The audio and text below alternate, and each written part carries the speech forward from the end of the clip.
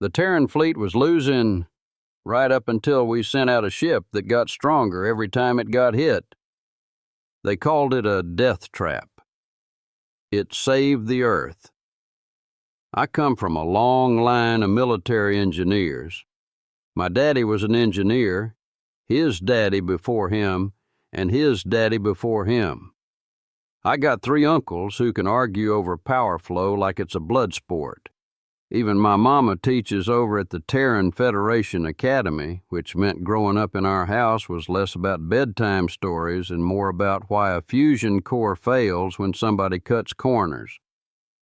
By the time I was 12, I'd already blown 2 practice railguns, tripped a reactor simulator hard enough to get my name flagged, and learned the difference between shut it down and duck, which, for the record, are not the same instruction no matter how confident somebody sounds when they're yelling it.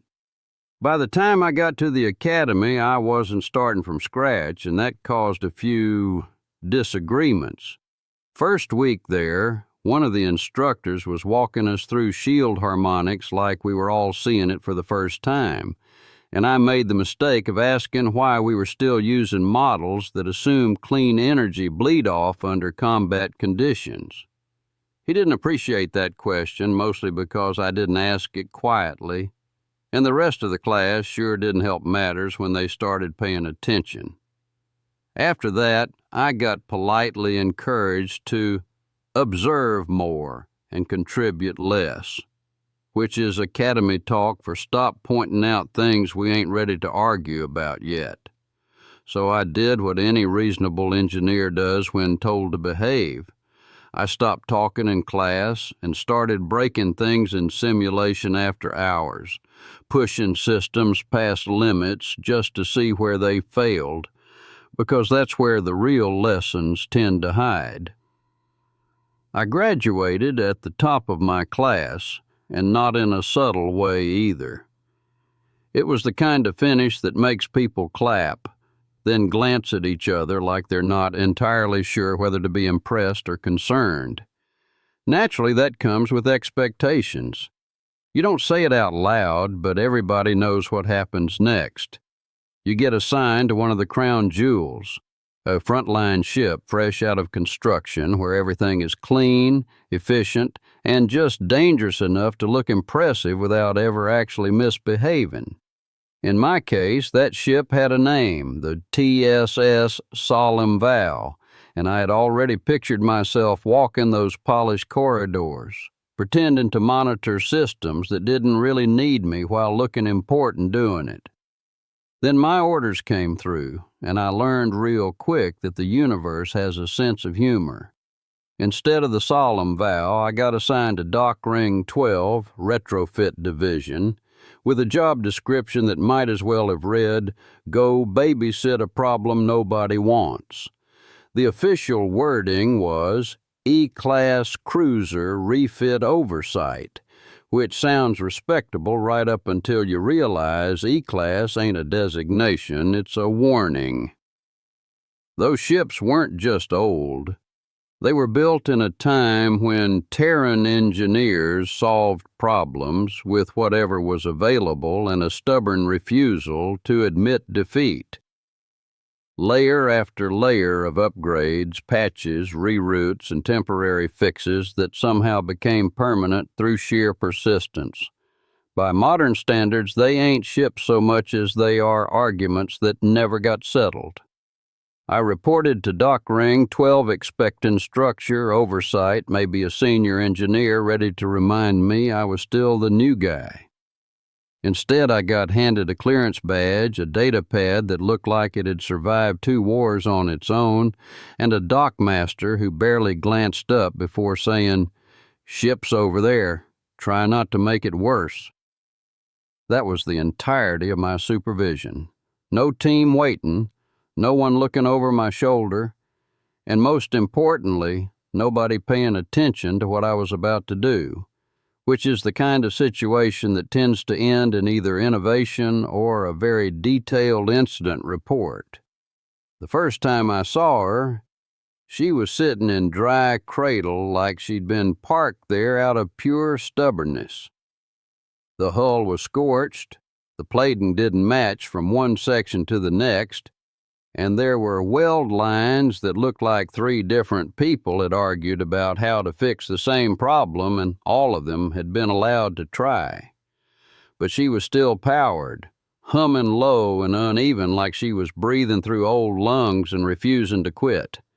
The nameplate was still intact, though, TCS Wayward Son, and I stood there a minute listening to those systems chatter, watching lights flicker where they had no business still working, and I realized something important that I hadn't learned in any classroom.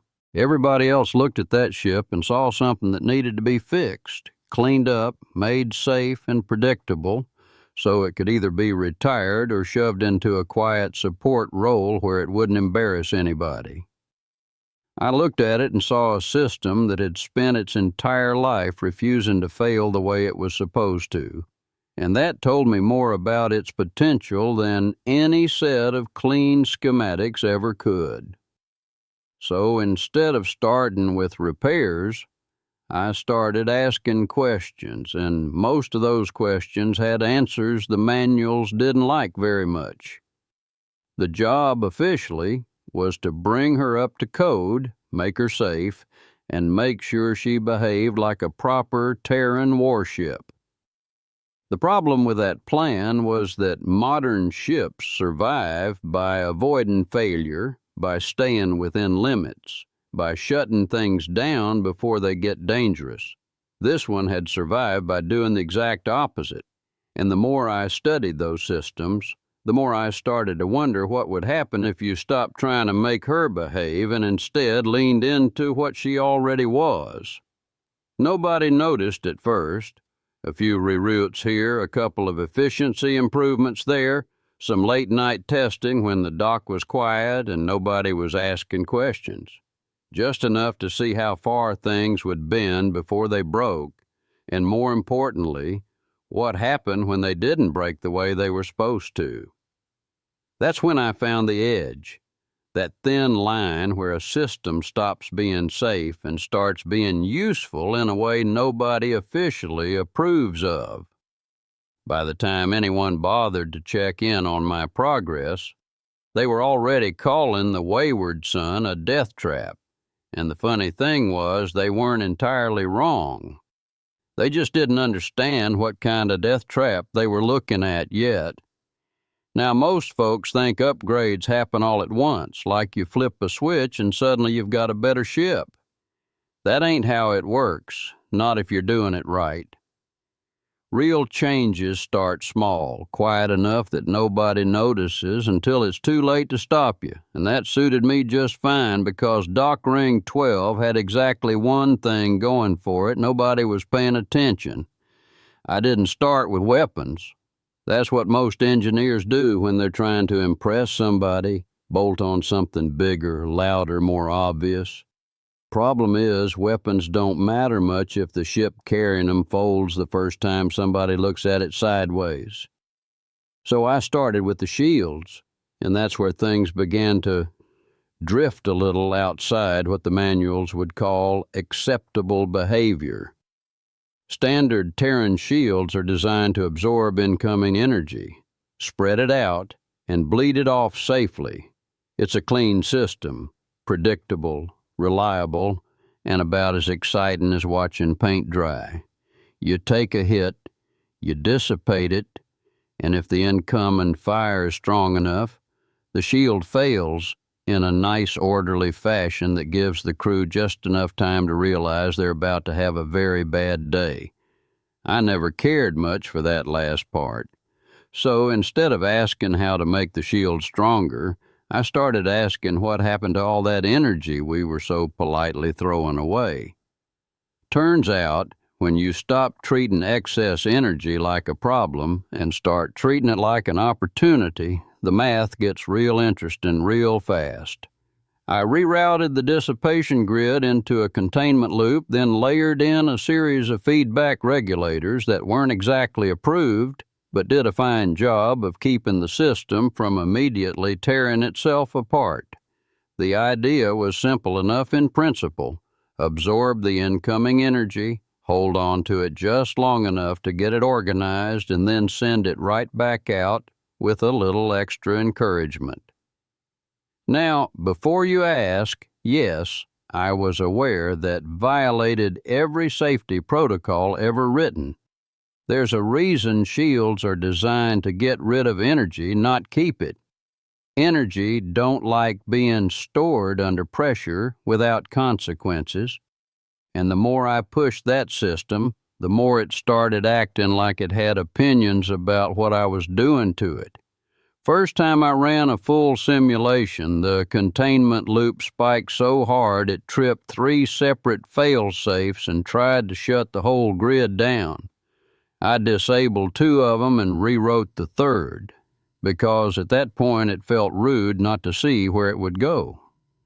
Once I got it stable, or at least stable enough to not explode immediately, I tied the shield output into the weapon grid. That part raised a few eyebrows when somebody finally bothered to read the logs.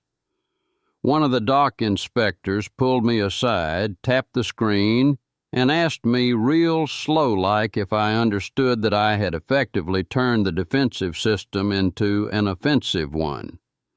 I told him I understood it just fine, and that the ship would now return fire every time somebody shot at it, whether we felt like pulling the trigger or not. He stared at me for a long second, then said, "That ain't how shields work." I told him, "It is now." Word got around after that. Didn't take long before engineers from the other bays started drifting over just to see what I was doing wrong. They'd stand there looking at my schematics like they were trying to find the part where it all fell apart, pointing at sections of code and power routing that didn't line up with anything they'd been taught. One of them finally just shook his head and said, "This whole system's unstable." I nodded and said, "Yeah, but it's unstable in a useful direction," which did not reassure him nearly as much as I had hoped. The real problem, from their perspective, wasn't that it wouldn't work. It was that it would work right up until the moment it didn't. And when it failed, it wasn't going to fail quietly. If the shields took more energy than the containment loop could handle, the whole system would overload, and that energy had to go somewhere. Best case, it dumped forward into a controlled discharge that hit whatever poor soul was still shooting at us.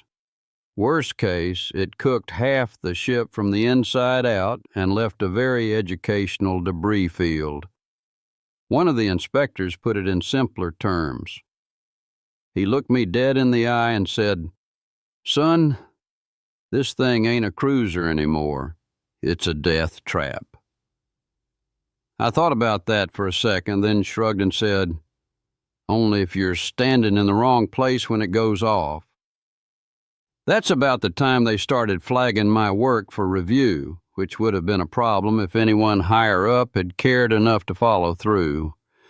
But Dock Ring 12 was where ships went to be forgotten, and as long as I kept the paperwork looking halfway respectable and didn't actually blow a hole in the station, most of those flags just sat there waiting for somebody important to notice them. Nobody ever did. With the shields mostly sorted, I moved on to the rest of the ship, and that's where things started coming together in a way that made people real uncomfortable. I tied the power systems into a unified loop so that anything generating energy could feed anything that needed it, which meant the ship stopped thinking in terms of separate systems and started acting like one big temperamental circuit. Weapons, shields, propulsion, it all blurred together until the only thing that mattered was how much power we had and how fast we could move it. The practical effect of that was simple. The more punishment the ship took, the more energy it had available to respond. And since the shields were no longer interested in politely getting rid of that energy, the return fire scaled with whatever the enemy was dumb enough to throw at us. I ran the numbers a dozen different ways, looking for the point where it all fell apart, and every time I found one, I just moved it a little further out and kept going. By then, the nickname had stuck. Didn't matter who said it first, everybody was using it. Death trap. You'd hear it in the hallways, in the docking logs, even in the official reports when somebody forgot to clean up their language before submitting it. I'd catch folks standing off to the side watching test runs, shaking their heads like they were attending a funeral for a ship that hadn't quite realized it was dead yet.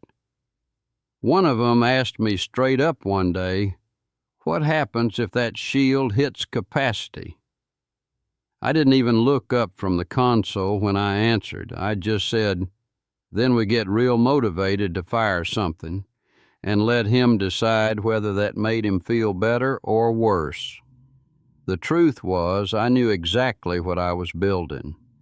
This wasn't an upgrade, not in the traditional sense. I wasn't making the Wayward Sun safer or cleaner or more in line with modern design. I was turning it into something that broke the rules so hard the rules stopped mattering, a system that didn't try to avoid damage but instead turned it into an advantage as long as you were just a little bit faster and a whole lot more stubborn than whoever was shooting at you. That alone made a few eyebrows go up. Next thing I did was remove hesitation. There's a delay built into most modern systems, little safeties that make sure a command is valid before the ship commits to it. Good for preventing mistakes, bad for surviving a fight where milliseconds matter.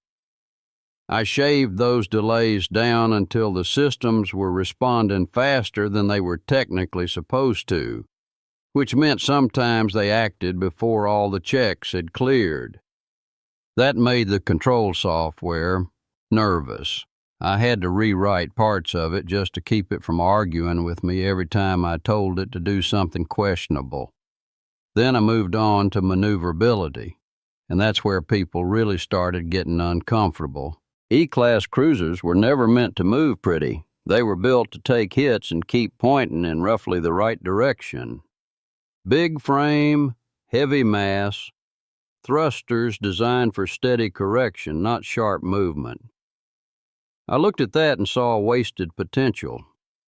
So I started pushing the thruster arrays outside their normal profiles, redirecting power spikes through systems that weren't designed to handle sudden bursts.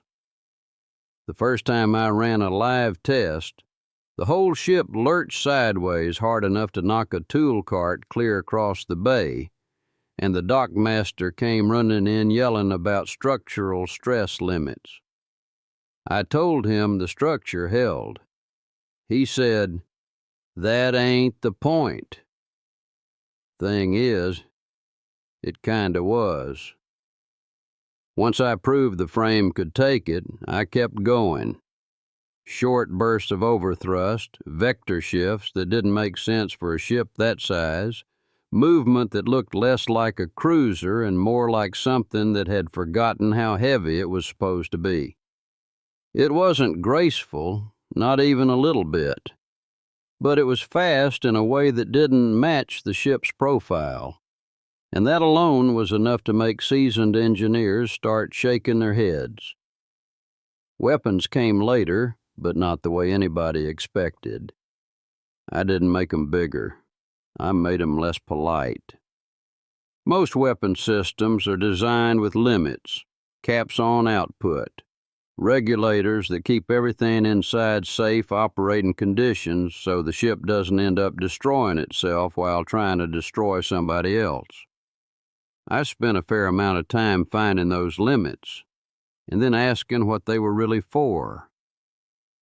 Turns out, most of them exist to protect the equipment, not the crew.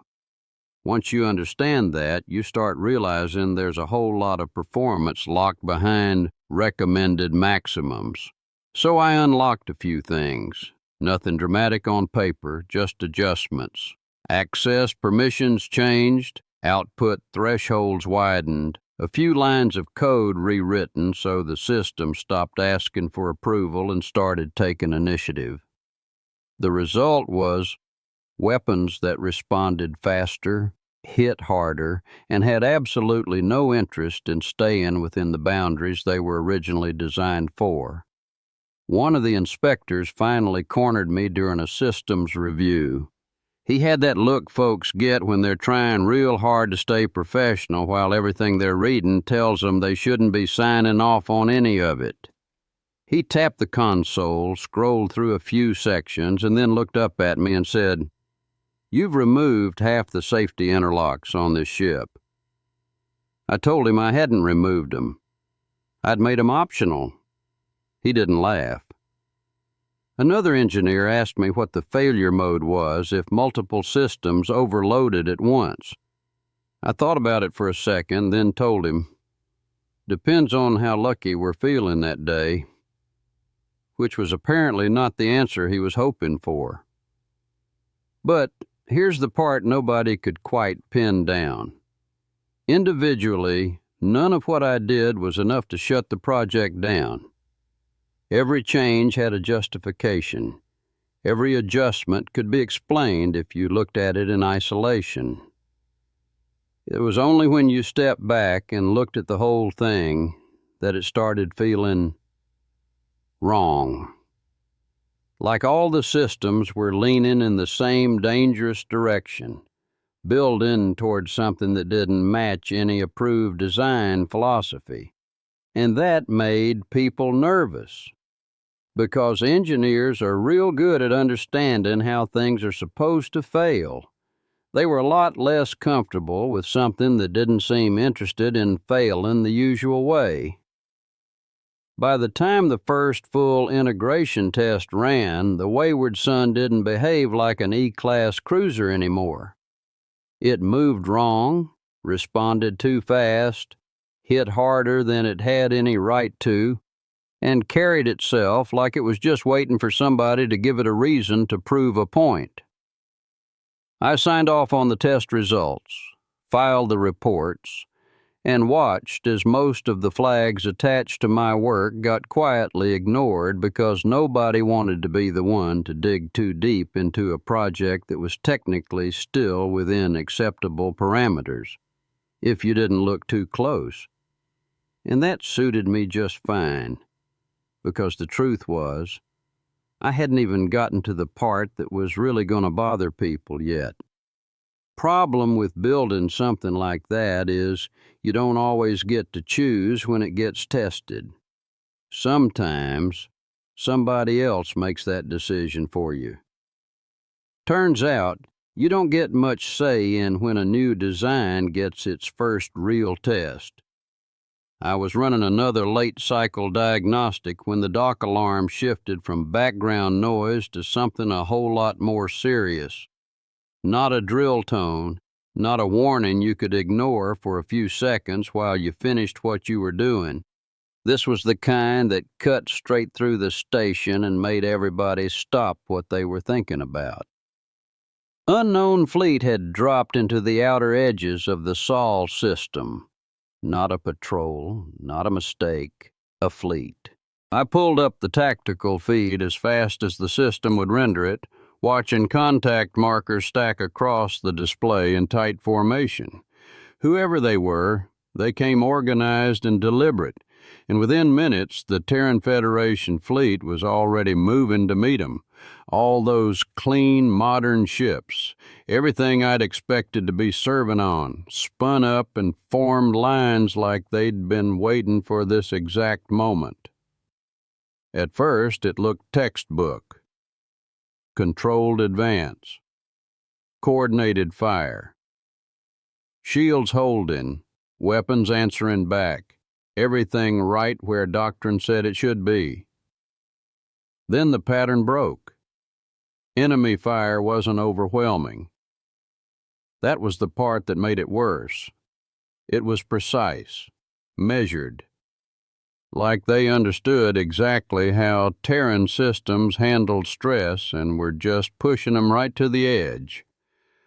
I watched one cruiser take a sustained hit, its shields doing exactly what they were designed to do, absorb, spread, dissipate, until the load peaked just enough to trigger a safety response. And the system shut itself down. Clean failure. Safe failure.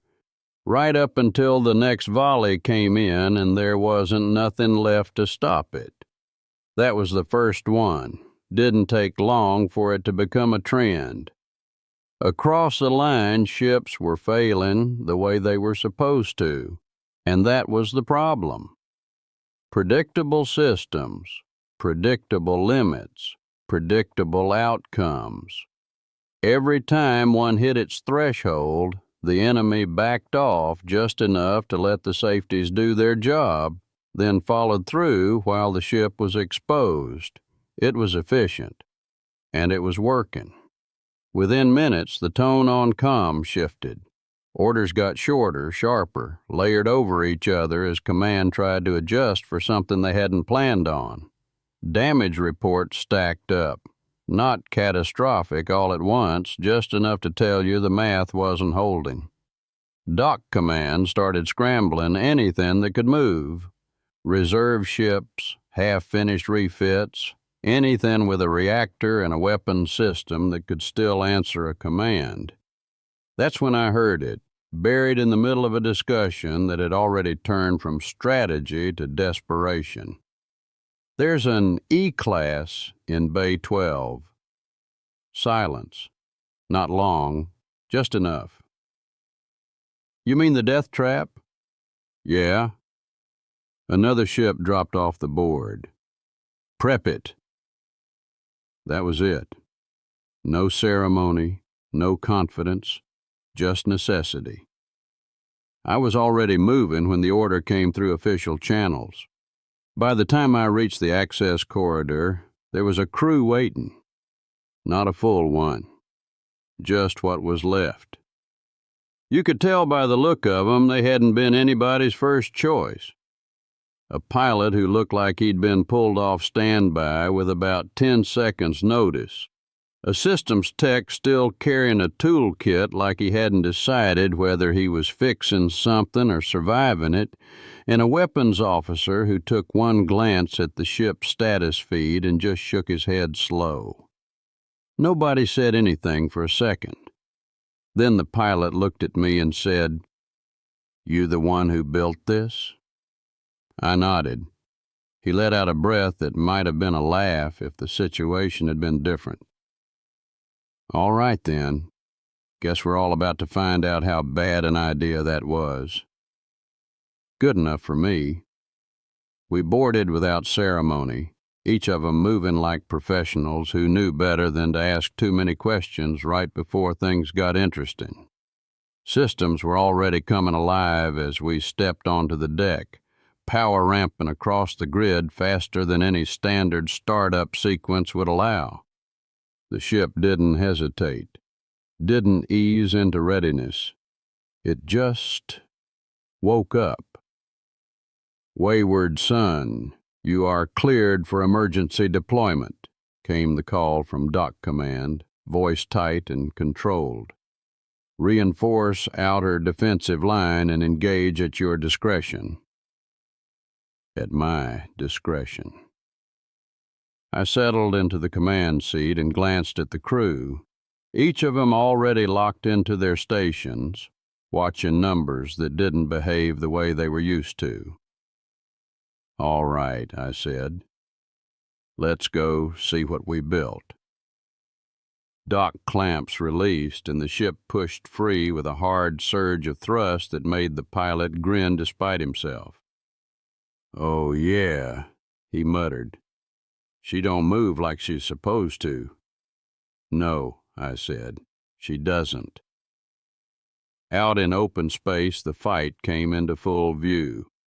Terran ships were already engaged, lines stretched thin, formations adjusting under pressure that wasn't quite enough to break them clean, but was getting real close. Enemy vessels held position with calm precision, fire coming in steady, controlled, efficient. They were fighting a system they understood. They just didn't know it yet. "Contact's painting us," the weapons officer said, voice steady but tight. "They're testing range." "Let 'em," I replied. The first volley came in a second later. The ship took the hit, and every system on the board reacted in a way that made the crew go real quiet, real fast. Power spiked, not dropped, not bled off, spiked. Warnings lit across the console, numbers climbing instead of settling, energy moving through the grid in ways that didn't match anything they'd trained on. The systems tech leaned forward, staring at the readout. "That ain't right." I didn't touch a thing, just watched it happen. "No," I said calmly, "it isn't." Behind us, over the open channel, Command was already asking for a status report. Nobody on my ship answered, because the next volley was already on its way, and this time we were ready for it. The second volley hit harder, not because they were trying to overwhelm us, at least not yet, but because they were curious. You could see it in the way they adjusted fire, tightening the pattern, pushing just a little more energy into the strike to see how we'd respond. Turns out they were about to get an answer. The impact rolled across the hull and straight into the grid, and every warning light on the board lit up like it had just realized it was no longer in charge of the situation. Power surged through the system instead of bleeding off, numbers climbing past safe thresholds like they didn't recognize the concept anymore. And for a brief second, the entire ship felt like it was holding its breath. Nobody spoke. They were all watching the same thing. "All right," the systems tech said slowly. "I'm going to need you to explain why we're not dead." I kept my eyes on the display, watching the energy curve build instead of collapse. "Because," I said, calm as I could make it, "we ain't dumping it." That got their attention. The weapons officer leaned forward, squinting at the readouts. "If we're not dumping it, where's it going?" I tapped the console once, bringing up the internal flow overlay. Energy pathways lit up across the ship, lines stacking and twisting in ways that didn't follow any standard configuration. "We're holding it," I said, "organizing it. And in about 3 seconds, the grid peaked. We're going to give it back." I didn't even have to issue the command. The system had already decided. The forward emitters flared, not like a standard weapons discharge, but like the ship itself had taken offense to what just happened. The stored energy punched outward in a focused surge that didn't match any weapon profile in the fleet. A return strike built from the exact same fire they just sent our way, only faster, tighter, and a whole lot less polite. It hit the lead enemy ship square across its forward arc, and it didn't just damage it, it confused it. You could see it in the telemetry, the way their shields tried to interpret the incoming energy and failed because it wasn't following the rules they were built to understand.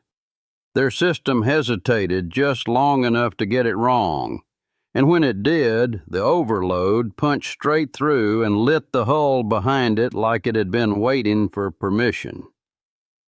Silence filled our deck for about half a second.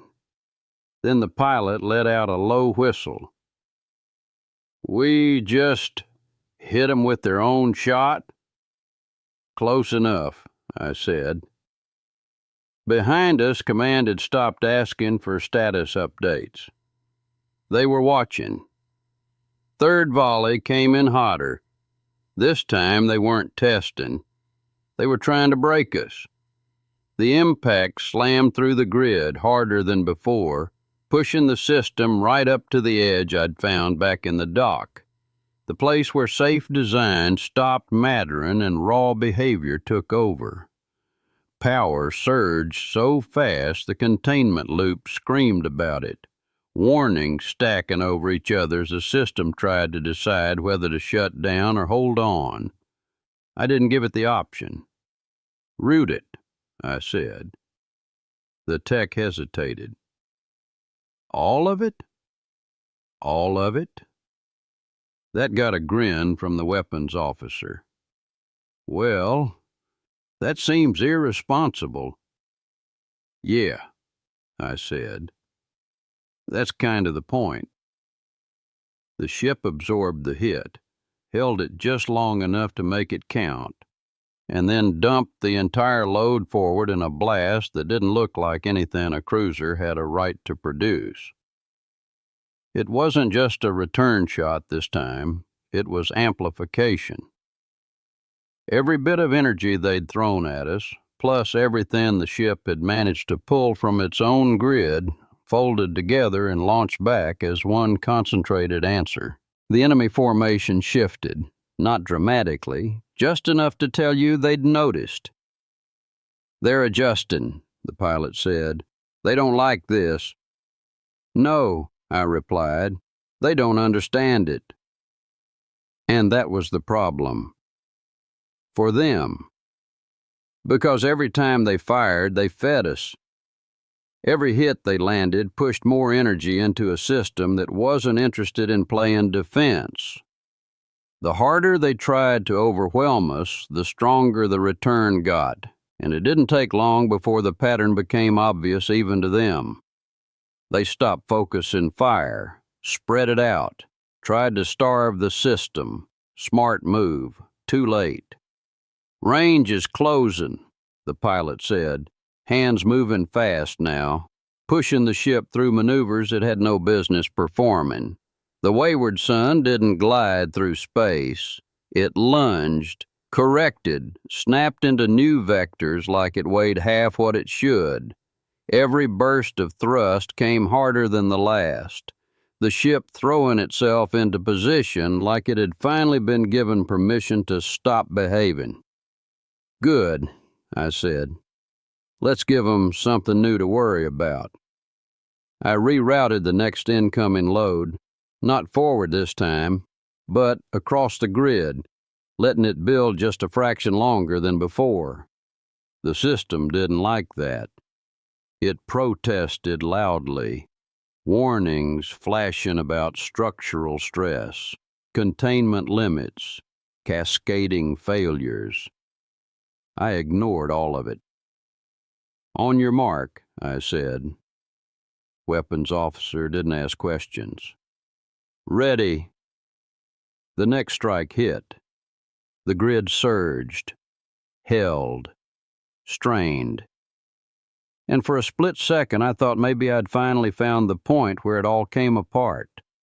Then it stabilized. Barely. That's it, I said quietly. That's the edge. I triggered the release. The discharge didn't go forward. It went everywhere. A radial burst, every emitter firing at once, dumping the stored energy in a full spectrum wave that ripped across the immediate combat zone. Enemy ships caught in it didn't get a chance to adapt. Their systems couldn't decide whether it was an attack, interference, or system failure, and that hesitation cost them.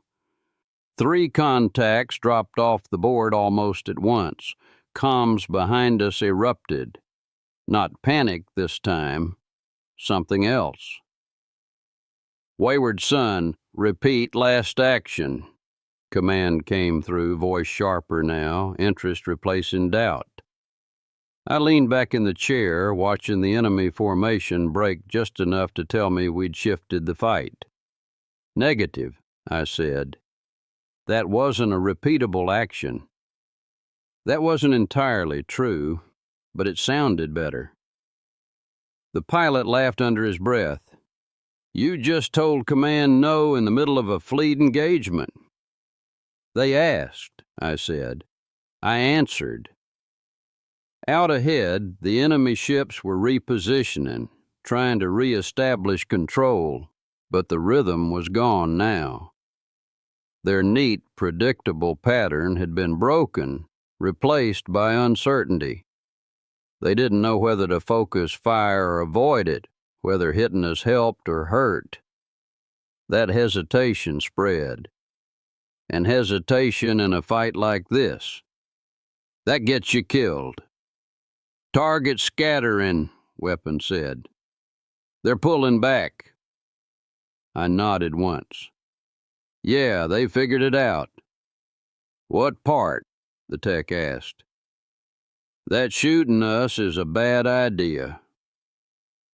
We held position as the rest of the fleet pushed forward, momentum shifting in real time as ships that had been on the defensive minutes ago started pressing the advantage.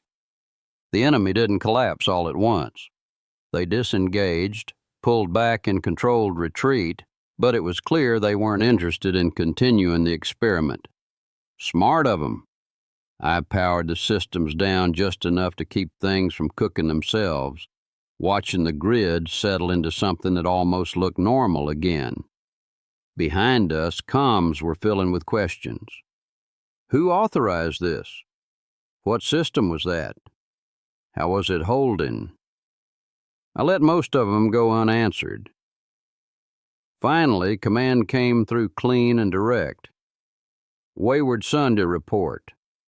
I looked over the board at systems that technically shouldn't exist, at a crew that had gone from skeptical to very interested in the last 10 minutes, and then back out at a battlefield that had just changed because one ship refused to behave the way it was supposed to. They called her a death trap, I said, keying the mic. There was a pause on the other end. I let it hang just long enough. Turns out, I added, they were right. I glanced at the crew, then back out at the emptying field where the enemy had decided they'd had enough. Only difference is, I leaned back just a little. I knew who it was dangerous for. That's the story. Now, if you like getting these a little early, memberships are open. Appreciate you either way. If you want more like this, there's more on this channel. And if you feel like sticking around, hit subscribe. My Patreon site is SciFi Signal A.J. Maraine. Ebooks by A.J. Maraine are also out there. All right. I'll see you on the next one.